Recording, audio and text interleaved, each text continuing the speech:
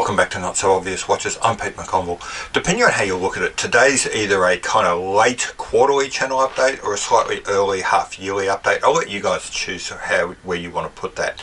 I figured for this update, I realised I've done a lot of talking about watches and I've done some recommendations on what you should or shouldn't buy.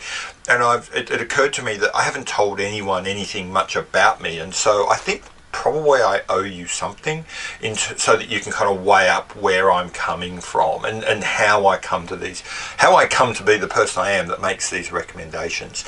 So I'm going to start with a really quick run through of who I am. Okay, so 30 years ago I passed an aeronautical engineering degree. I think the emphasis there really needs to be on the I passed it. I was never particularly great at the maths and the hardcore detailed design stuff. I could understand the concepts, but just applying myself to that level of detail was never really my thing. However, it did set me up nicely for what's been a kind of a Swiss Army knife of a career in aerospace. So I've done a little bit of maintenance stuff, I've done a lot of certification stuff, I've done lots and lots of safety regulation, lots of human factors, lots of culture and team building and change leading and that sort of thing.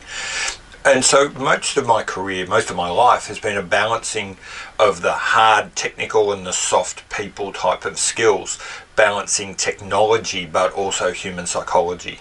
So I like to imagine that I bring that balance of humanity and technology, of hard and soft, of sort of construction and design to the way I look at watches. So I'm not there yet. I look back over my videos and I'm constantly thinking, geez, I could have done that better. I didn't really chase down that issue very well. My thoughts here were a bit muddled. As they say, I'm on a journey. Okay. What is that journey? To start with, I'd say I've always been a collector. At one point I went through the stage of collecting, restoring cars. Then I went through a period of being really into photography, which I still do a bit, and collected cameras. Interestingly, when I was collecting cars, they were like Fiat 124s and Lancias. When I'm doing cameras, I was doing Sony. I shoot this on a Sony camera, and I collected vintage Contax cameras. And so one of the things you'll notice right from the bat is that I like to do things the hard way. If I was collecting cars and wanted to do it the easy way, I'd do Porsche. If I was collecting cameras and wanted to do it the easy way, I'd collect Leicas. I have a tendency to always try and do things the hard way. Quickly, why is that the case? I am suspicious of crowds. As soon as a group of people want to go right, I will want to go left. As soon as everyone says that this is the camera that you must have, I will immediately start looking at the cameras that they're not recommending. It is just who I am.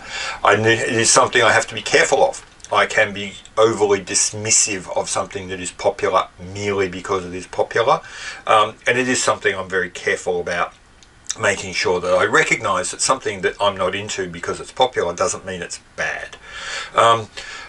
There are some good things here. By looking outside of where the crowd goes, by looking at something that's a bit harder, often by looking at vintage and older stuff, you can step out of the race to be constantly upgrading. So if, for example, when buying vintage watches, which I buy a lot of, if you buy a 1950s watch, you're unaffected by the Baselworld 2020 releases. You're not necessarily needing to chase that. But if, on the other hand, you're the kind of guy who likes to have the very latest release of a watch, you kind of get trapped into this, well, there's a new latest. If you go back in time to a vintage product and then collect vintage, or if you're happy to live a couple of generations behind the bleeding edge, life's a lot calmer. The other issue is that you get to step out of this competitive escalation that happens.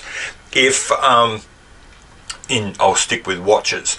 If you are into Rolex, then if you buy an Explorer, then someone will have an Explorer 2. If you've got an Explorer 2, someone will have a GMT Master. If you've got a black GMT Master, someone will have the Batman. If you've got the Batman, someone will have the Pepsi. If you've got the Pepsi, someone will have the Pepsi in white gold. And And the same thing happens as you escalate through the Submariner line. And at the end of every one of these lines, there's a new line. So you can have the world's greatest and fantastic and most wonderful Submariner, only to turn up and someone's got the Daytona, and then the competition starts all over again. By stepping out, and in my case, for example, concentrating on collecting a full range of vintage Alpinas, you can kind of be the Homer Simpson of the world. Homer Simpson famously said, no matter what you try and do, there's always a million people better than you, so no point trying. That's one of the benefits of, for example, collecting vintage Alpinas. There is no one that you're really competing with. There's no one to tell you that you got it wrong. There's no one to question your sense on why you chose one watch over another. So I kind of enjoy being out in the margins a bit for those reasons. Okay, so now let's talk about me and my watch journey. Okay, I wasn't into watches for years. There's only so much money to spend, and for a long time I was spending it on cars. Then I moved into spending it on cameras. Now I'm spending it on watches.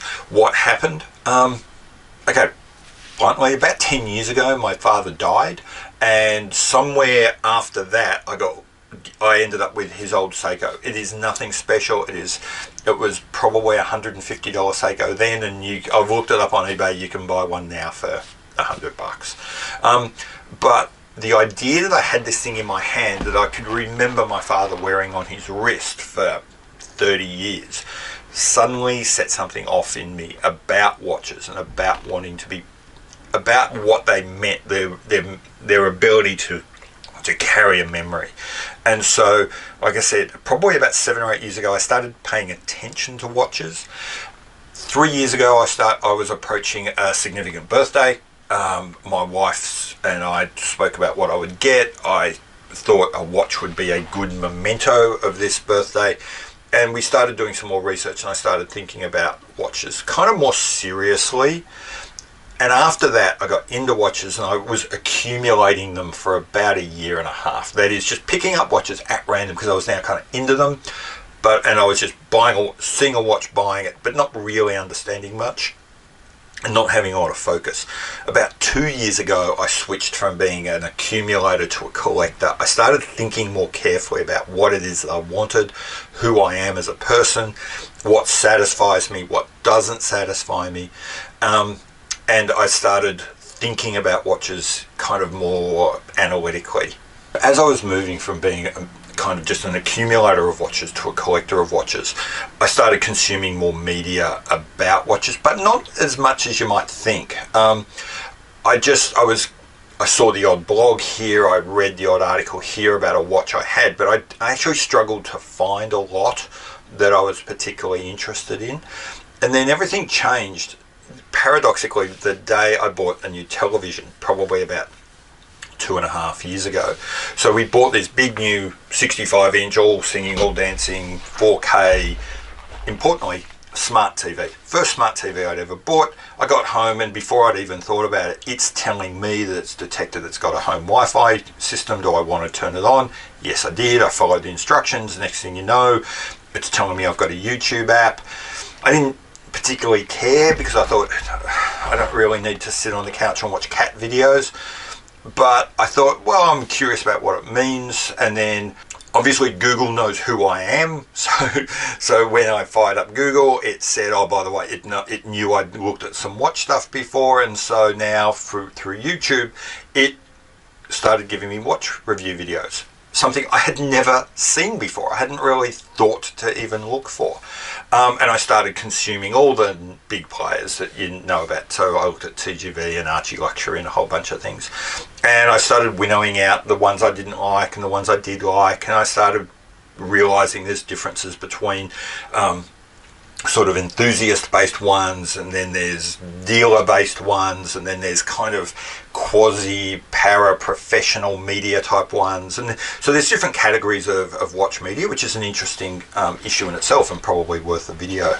But then that led me further down the path of realizing that in all of this video I was watching, there was no one really talking about the kinds of watches I was interested in, or talking about because I'd kind of grown up in isolation from all of that. I hadn't been influenced by a lot of the other media. I found that I was looking at issues and looking at problems kind of differently to anyone else, and there didn't seem to be anyone else saying the things I thought, which meant 4 months ago I finally bit the bullet and came up with this channel. I put my first couple of pretty ropey videos out, and in my first or second video I said, this is what I think I'm going to be, and that has not worked out as I planned. To be frank, and if you go back and look at, like, I think it's number 2 of 19, I thought my channel would be pretty much the same as everyone else's channel, probably a bit crappier in production, which it definitely was and probably still is if I look at the stuff that Bark and Jack's putting out. Adrian over at Bark and Jack, it just makes me cringe when I look back at my own production.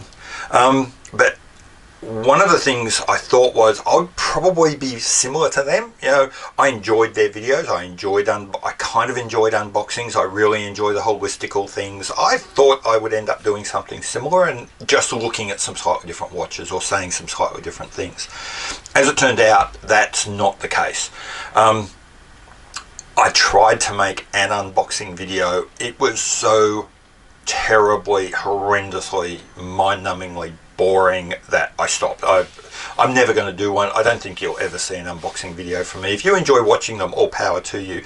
In fact, you should know that they are horrendously boring to make, and that you should value them even more if you enjoy watching them, because the person that's making it is not enjoying it.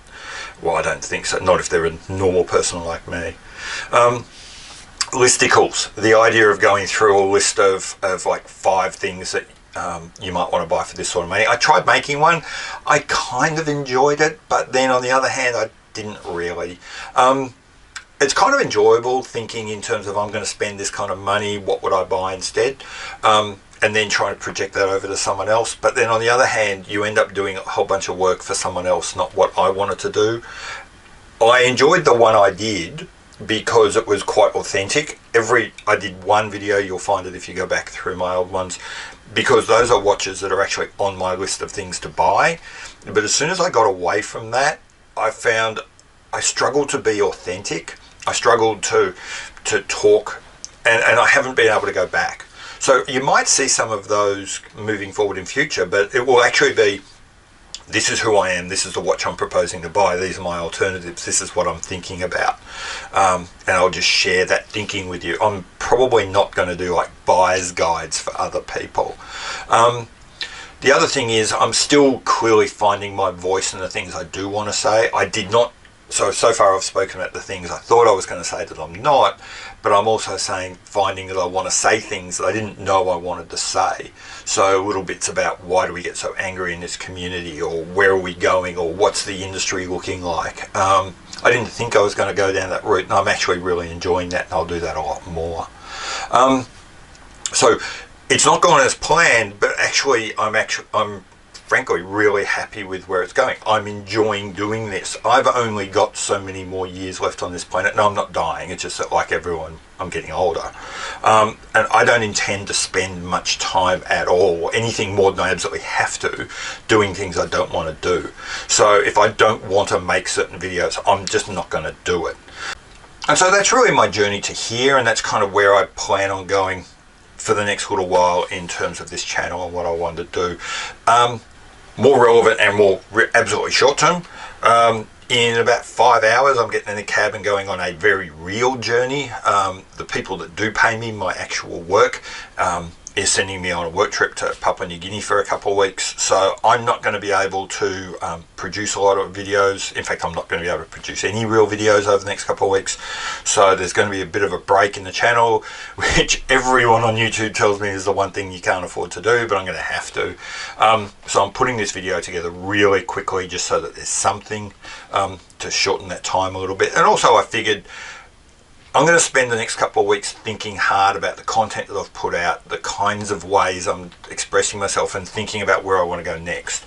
So I figured this video is a nice little sort of break of the first couple of months, gives me a chance to think about some new things and new things I'd like to do for the channel, some come up with some new scripts or some changes to the way I script things like reviews or comparisons, and I will see you back in a couple of weeks.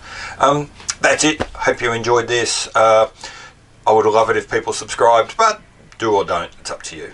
Thanks very much. Bye.